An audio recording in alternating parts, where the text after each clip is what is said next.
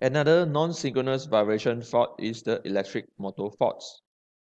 The general rule of thumb in detecting motor faults is to detect the appearance of two-time line frequency in the spectrum. In Europe and Malaysia, the line frequency is 50 Hz, whereas in the US, the line frequency is 60 Hz. To verify the electrical motor fault, the motor is usually uncoupled and motor slow run is conducted. The two-time line frequency is completely disappeared once the power is cut off, indicating the particular frequency component is from the motor itself. Twice the line frequency, 100 Hz in Europe, 120 Hz in the US, is always a measurable vibration component in an electric motor.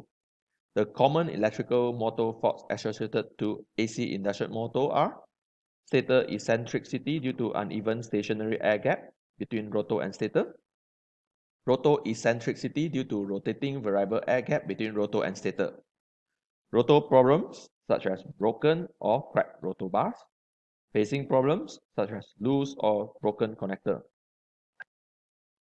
In the event that the stator is eccentric, this will produce uneven stationary air gap between the rotor and stator. If the air gap is not uniform, the forces on the rotor are not balanced, resulting in high magnetically induced vibration at two-time line frequency, either at the 100 Hz or 120 Hz in radial direction vibration spectrum. The magnetic attraction is inversely proportional to the square of the distance between the rotor and stator. So a small eccentricity causes a relatively large vibration. On the other hand, if the rotor is eccentric, it will produce rotating variable air gap between the rotor and stator.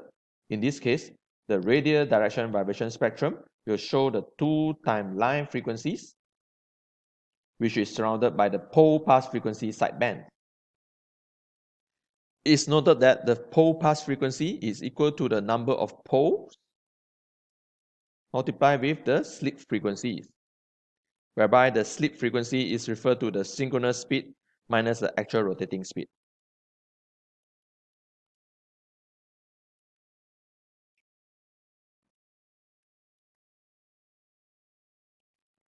Another motor fault is due to rotor problems such as broken or cracked rotor bars.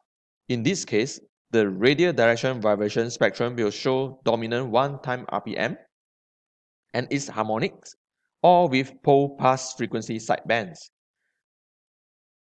Finally, when the motor has phasing problems such as loose or broken connectors, the radial vibration spectrum will show dominance 2-time line frequencies with sideband space at 1/3 of the line frequencies.